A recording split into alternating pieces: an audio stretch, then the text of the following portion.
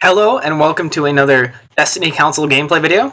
I'm here today, once again not joined by anyone, but we are going to be looking at some R2P2 versus Qui Gon Kanan, the two very heavy shield decks that are in the meta right now.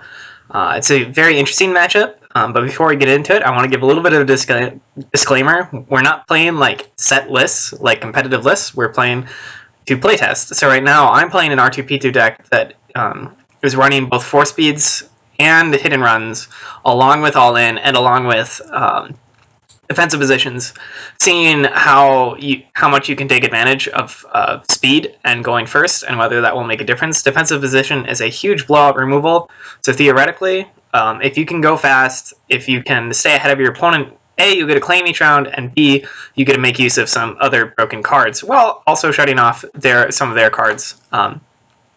Andrew's also messing around a bit with his upgrade suite, so he's playing Vibra Knives.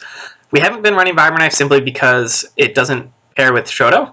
But yes, it's still a great game to look at some of how the matchup goes. So we'll go ahead and get into this.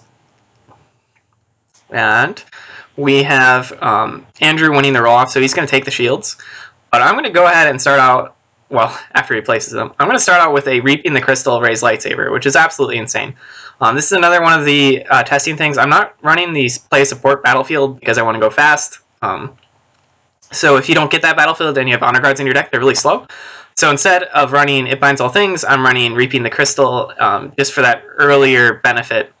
It's also a faster card than It Binds. It Binds, you'd have to play it, then you'd have to play another card. It takes 2 actions. Reaping the Crystal is just 1 action. Although It Binds obviously does give a lot more resources over the course of the game. Reaping is just faster. So I roll out. I have some pretty decent rolls here. The one thing I'm annoyed about is that 3-for-1. I don't like paying for damage early because those resources can turn into so much damage on upgrades.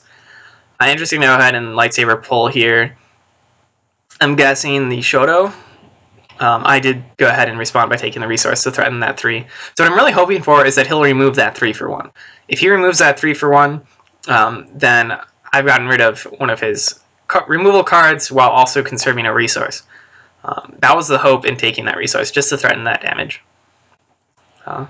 Andrew's going to shuffle his deck here. Oh no, he plays the Shoto, so now I'm thinking about what I want to do. I'm going to go ahead and focus. So I believe I'm sitting with the lightsaber pull in hand, so I'm really thinking about just focusing 2 resources and then pulling a Shoto and playing it immediately. Obviously, the alternative is just taking damage. But it's a hard choice because, as I said, I really do value resources early because they turn into damage over the course of the game in upgrades. Like playing a Shoto now will be used 4 times, so definitely more than a damage side would do. But obviously, threatening more damage now will certainly put me in a much better position for winning the race. It won't matter if I get more upgrades if he kills a character first. So I believe I'm going to go ahead and make that decision to focus to some more damage. As I was saying, this is a very, very shieldy deck, or shieldy matchup. I'd say that in some ways, Po-Ray has an advantage in the sustained game because they have access to red as well, so they just have slightly better events. Although Qui-Gon's own shield dice do make up for quite a bit. The main thing that Qui Gon Kanan has is it's slightly faster, and it has a better force misdirect play, as well as it has close quarters assault, which is just nuts. So he's going to go ahead and guard the 2/2s, which is, in my opinion, definitely the correct choice, leaving me that 3-for-1. He's essentially disrupting me 1 and taking 1 more damage, which, in my opinion, is a great trade, especially on turn 1. So he's going to go ahead and roll out, and that is just nuts. So I go ahead and play Spirit Rebellion. If you're wondering why I run that card, it's only 0-for-1 health, but with Rey, if you lose the battlefield roll-off, it's actually a 0-for-2 swing because it activates her ability. So if you go first, you just play Spirit Rebellion, then activate Rey, and deal that ping. So on turn 1, it's a 2 damage swing, and then later on in the game, it's a 2 damage swing because you've already drawn the other one. Not saying you have to play it, I just like it. I like running it along with Robes to make sure that I get the turn 1 ping value off of Rey. I do go ahead and lightsaber pull that Shoto so that I can play it at the start of next turn. And Andrew deals that 6 melee that he rolled.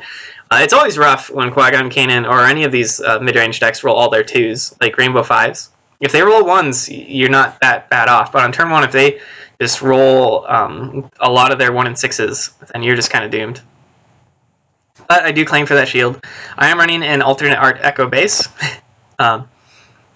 It turns on Rey's ability. I don't think it's like the best battlefield run, but I like running the alt art, so I'm doing it. It's also, as I said, I'm not running the supports because I want to go fast even if I don't have my battlefield. So while you can go fast with supports, when you gain your battlefield, you can honor guard recursion, essentially not spending an action to play it. If you're on your opponent's battlefield, then honor guard is extremely slow. So I'm not running that battlefield or those cards. I roll out Poe here first because I want to get value out of his dice. He is definitely in kill range. And rolling 2-1 isn't amazing, but it's pretty good. Qui-Gon Kanan doesn't have a lot of removal until it's got dice in the pool, so he might just have to take this damage.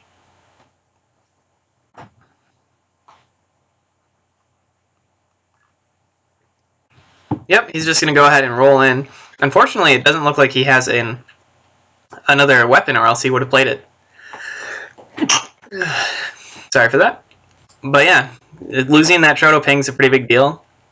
I think he does have a Vibro Knife in his hand, and that's why we haven't been... Wait, he has Ancient. Interesting. I wonder why he's making that choice. I think he's probably just concerned about Qui-Gon dying early here if I just Dreamroll him. He's going to try to play that Ancient onto Kanan to guarantee a little bit better finish. It definitely is risky to put 2 upgrades on a Qui-Gon who's already taken 5 damage, but with him in a position to potentially kill Poe this turn, I don't think it'd be too much of a risk. It's just a way that if Qui-Gon dies, then you automatically lose. Whereas playing the Ancient over on Kanan, you at least have a chance to end the game. Yep. So he does go ahead and do that. You did see that I overwrote the Rey's lightsaber with a light bow and then play a Shoto. Light bow special is obviously insane, so I wanted that on the board rather than the Rey's. Although Rey's is better for Force Misdirect and guard. I don't necessarily think you have to get rid of Rey's there, but I make that choice. So I roll out, removing the shield and dealing 1 to Qui-Gon.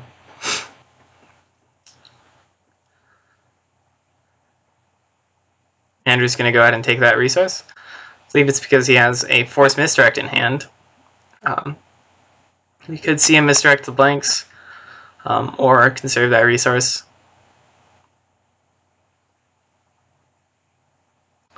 Not entirely sure what he's going to do. One thing I will say that people may need to consider running is ever since Rey's lightsaber came out, people have stopped running regular lightsaber for obvious reasons. But I think that people are undervaluing the strength of redeploy. And when you only run an effective 1 redeploy upgrade, it can be bad in these 2 character decks where you want to drop Shotos on a character. I think that in many ways, throwing in a regular lightsaber just to be able to have 2 redeploys, pulling your regular lightsaber, overriding your Shoto, conserving all those resources is a big way to let you win even after you lose a character. Don't know if it's really worth running, but I think that more people need to be trying it. I think that ever since Rey's lightsaber came out, people just forgot about it. So Andrew's here without a redeploy in his hand, and potentially if he's running regular lightsaber, he could put a redeploy on Qui-Gon here. And even if Qui-Gon dies, he's got a loaded up Kanan who can immediately kill Poe and then maybe stand a chance against Rey. But yeah, he's going to go ahead and take 2 shields on Qui-Gon. Tank it up. I believe I have a lightsaber pull and a Reaping the Crystal in hand. So I'm going to go ahead and pull my other light bow. I just want to get out those 2 shield hate cards. I'm not great at rolling the specials because Poe is going down here pretty soon, it looks like. But if you have 2 of them, you just have a better chance at hitting that 1 and 6. I think I'm going to go ahead and claim here to just toss that shield onto Poe. just try to make one more use out of him. I know I run hit and run, so if I can draw my other hit and run, I can definitely make use of his dice this coming turn. He's going to deal that 3. So both of us are sitting here with our strongest characters close to death. However, I have my upgrades positioned much better than he does. I also have one more resource and upgrade coming from that Reaping the Crystal that I played. Roll a bow here and get nothing useful. Just a 1 damage isn't really worth taking an action to resolve in some ways. I would have much rather hit damage or resources or even that special. Lucky for me, he does not show lethal here unless he has a synchronicity. Rolling that shield and the melee. He can kill Poe, it'll just take him 2 actions. Gonna Reaping the Crystal that lipo. So that's the strength of running Reaping the Crystal. You just get more. So I have 8 value and upgrades on the board. He has 6. You can do the same thing with the Mines, as I said, but Reaping the Crystal does it on the turn that you draw it. It Binds only pays for itself after 2 turns. It's just a preference. I like to be front-loaded because the beginning of the game is so important. But I think that definitely if you're running the play as support for 1 less upgrade site, then you should definitely run it Binds over Reaping. So at this point, Poe is definitely showing lethal, or Poe is definitely in range of lethal. But I'm going to go ahead and activate Ray. Ouch. All I needed here was to not roll all melee. And I go ahead and roll. Not only did I roll a ton of melee, but I rolled the melees on my light bows, both of them, which are only a 1 in 6 chance. And he just force misdirects all of my dice. If he had missed, if I had missed with one of those light bows, then that 2 focus here would have been able to focus into special. But instead, I'm left to just focus my other dice into stuff. So he's going to have to kill Poe here. Get rid of that special.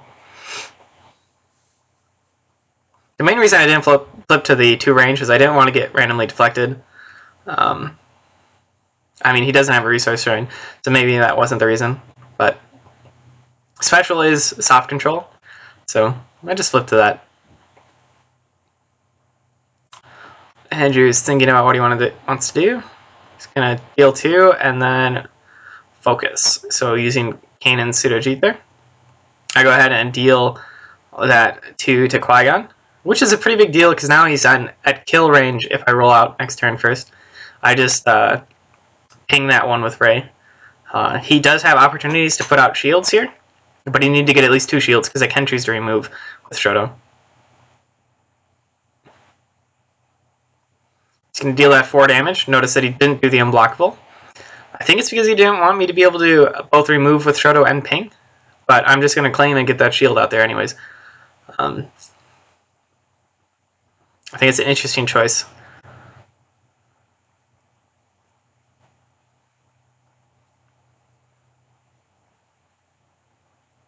You can see there that he played that Concentrate. It's a very strong card in Qui Gon Kanan. If you're running 4 speeds, to potentially 4 speed, pay 2 resources, and then deal a ton of damage with like your Ancient and Kanan die is pretty strong for finishing. And even if you're just down to 1 card and your opponent decides to claim, you can just be like, oh, well, I'm going to die fix 2 dice. And he might have expected you to just have a reroll. I think it's definitely a strong option for one of your aggro cards. I'm going to Spirit of Rebellion for those 2 shields. I do this first because I need to be able to remove with Shoto and ping with Ray to be able to insta-kill Qui-Gon. So I couldn't place the Shoto. I need the shield there, so without any shields I couldn't do the 2 damage to Qui-Gon. So Andrew is left with no way to save Qui-Gon here, and no Ray's lightsaber or any sort of redeploy to just play on Qui-Gon. Ray's would have been huge here. So he's just going to get out ahead of me. I think he might have a Force Misdirect in his hand. So by doing that, he better sets up his turn than trying to just roll a Qui-Gon. Would have accomplished nothing, would have wasted an action. And here I roll out And this is the point where I literally tell Andrew, well, I'm just going to play a card before doing so. I'll focus to special. And then force misdirect. Because I was, joking around. I was like, that would be the worst thing ever. And Andrew just starts laughing because you can see he clearly has that force misdirect there and a Kanan focus. So he's going to once again hit both my light bow dice. Because they're twins. They just like to roll the same thing. And there it goes. It's one of the reasons why Kanan is such a good support character, as he turns that force misdirect into a blowout removal card. He's also good at finishing if you get the right upgrades on him. Andrew doesn't have quite the best upgrades on him. He would need something like a raise on him would make a big difference for being able to deal the damage, or a light bow. But at this point, even though Rey has slightly more damage on her, I have shields and I have way more resources worth in upgrades. There's Reaping the Crystals helping me get out the 3s. We're a pretty big deal. I'm going to force speed, discard to reroll. Leaves that shield because he likely has a synchronicity or something. He hits that melee. So I believe at this point I just pass.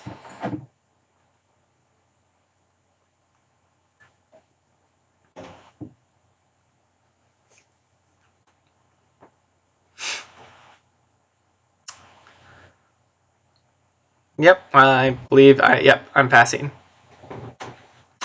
So one thing I will say, having played a couple of games of this matchup, is that while Defensive Position is an amazing card, it's only really good when your opponent rolls amazing in this meta, because most decks like Rainbow Fives and Qui Gon Kanan and R2P2 have a ton of one-sided dice or specials on their characters and on their upgrades. So it's just not as good as it was when characters like Han or Poe or Vader or things like that were the norm, where any of their damage sides were going to be 2 or higher. So you see that he does Synchronicity, and then I immediately Field Medic. He returned the Jedi's that Synchronicity, and then I Defensive Position to get rid of that melee. I don't want him to just keep unblockable against me. He's just going to claim. I discard my other Defensive Position to reroll. Get that too. Lucky as that is, and move on to the next turn.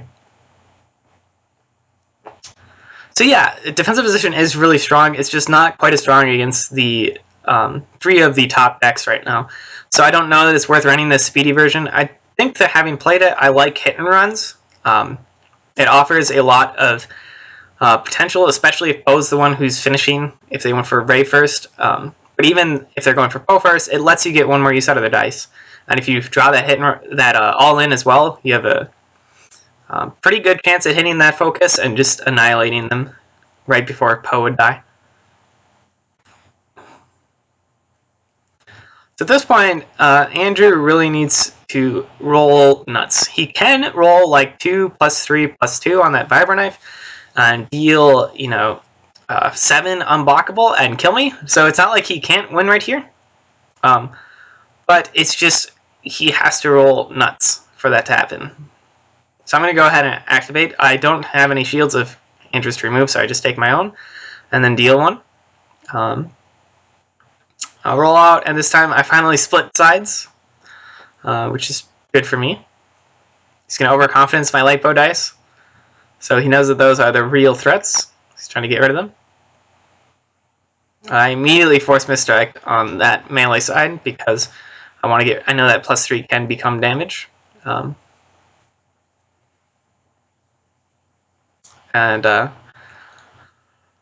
Yeah, it's just worth doing. He's gonna reroll. Gets the 2 on Kanan, so that's good. But he really needs to make use of that +2 on the Vibro Knife here, and then go into the next turn and hope to Vibro Knife me again. I don't think he has a chance if he tries to go through shields to win this game. You can see there that I do have another Field Medic. I don't think I have another removal. So I think that Andrew's best choice here is to take that unblockable damage, or to reroll 1 more time. I think he discards... nope. He's going to go ahead and focus. I think the best advantage of doing that play first is that he takes fewer actions. to get to dealing the damage, so that he could potentially claim. But I think at this point I'm just going to claim because I know that as long as I roll out first next turn, I have a really good chance of winning. Although my other option is just re-roll raised dice here, because I just need to deal 4 damage, and if Andrew is out of removal, well, 5 damage because of the shield from claim. If Andrew's out of removal, then I will win. So yeah, you are going to see I'm going to go for those re-rolls. You need to hit the 2s on Ray. I have 2 more re-rolls. So, you never know. I think if I'm Andrew here, I just claim for the shield. If I luck out, then that's too bad. Although at the same time, it's kind of risky because Ray could just activate and kill him next turn if I even deal 3 damage. So he may need to actually Ancient Heal or something. He's kind of in a rough spot. And you do see here that I didn't have any other removal, so if Andrew had re-rolled before focusing to the +2 on that Fiber Knife, maybe he could have guaranteed this damage a little bit earlier. But I don't know. There would have been no way to deal more unblockable damage at the same time, because obviously Kanan's dice doesn't have modifiers. So I guess there wouldn't have been too much advantage to that. But reroll again, hoping for. I figured, hey, if I get this here, I win. So yep, he's gonna claim for that shield. I'll deal that 4, and then he's gonna pass. So he's gonna have to start with that Ancient Heal, or else Ray activation will just kill him. Which is really unfortunate for him, because he can't afford to not roll in first. But yeah, he doesn't really have any other options. He just got too far behind in upgrades. If Kanan here had had a light bow, even, you can see that he did deal a significant amount of damage to Ray, so he could have had a really good chance. Force Misdirects eliminated so much damage from my Ray dice. 2 turns in a row, hitting the double light bow special and then hitting the 4 melee before that. So he definitely had a chance to win this game. It was just he didn't have a chance to get enough upgrades on the board. I think it really comes down to not drawing that redeploy before Qui Gon died. Which is why I'll say again, I think people should maybe consider putting back in a 1 of a regular lightsaber just to get another redeploy option in their Qui Gon Kanan. And in their Ray Poe lists. Actually, regular lightsaber is quite good with Poe, because it can be pseudo-cheated into 2 unblockable, which, while not insane, is still good. And especially against if people drop a Force illusion like he did just now. Light bow is still a good way to, or regular lightsaber is a way to get past that. So yeah, I would highly recommend considering slotting back in 1 more redeploy into your Qui Gon Kanans, into your Poe Rays. Because really, and when it comes down to this 1v1 matchup, if you don't have more upgrades, you're going to be sunk. I roll out here, and I show a light bow special, which isn't enough because he has that Force illusion. See what he does. You can see here he has really no options remaining. So he's going to have to hope to kill me this turn. So he has to hope that I miss this, and then he has to roll out and just absolutely roll insanely well with like a +2 on Vibrant Knife, a focus on Kanan, and then like a solid 2 so that he could just deal a bunch of unblockable. But I do get that reroll here, so he has to immediately do that heal because my roll is too good. But I just all in, which is going to be the end of him. So I just light bow special. He has to take the 3, then I deal 5 more, and that's the game. So yeah. I think that R2P2 versus Qui Gon Kanan is a great matchup. I think that R2P2 has a bit of an inherent advantage in that, like, Ray's lightsaber also gives 2 shields for Ray, and they have another color. But Qui Gon Kanan has more blowout plays and Force Misdirect, which you saw here, and they're slightly faster with Kanan. And then the other big thing, which you didn't actually see this game, is that Close Quarters Assault is insane in Qui Gon Kanan. If they can roll out Kanan with a Force Feed Special, roll out Qui Gon, and then discard R2P2's entire hand, that's basically just a 1 game. They can't remove at that point. They can't reroll at that point. So yeah, I think Qui Gon Kanan has the tools to win. I just think that this game, I out-economied Andrew here. So yeah, Let us know what you think in the comments. What matchups would you like to see? And until next time.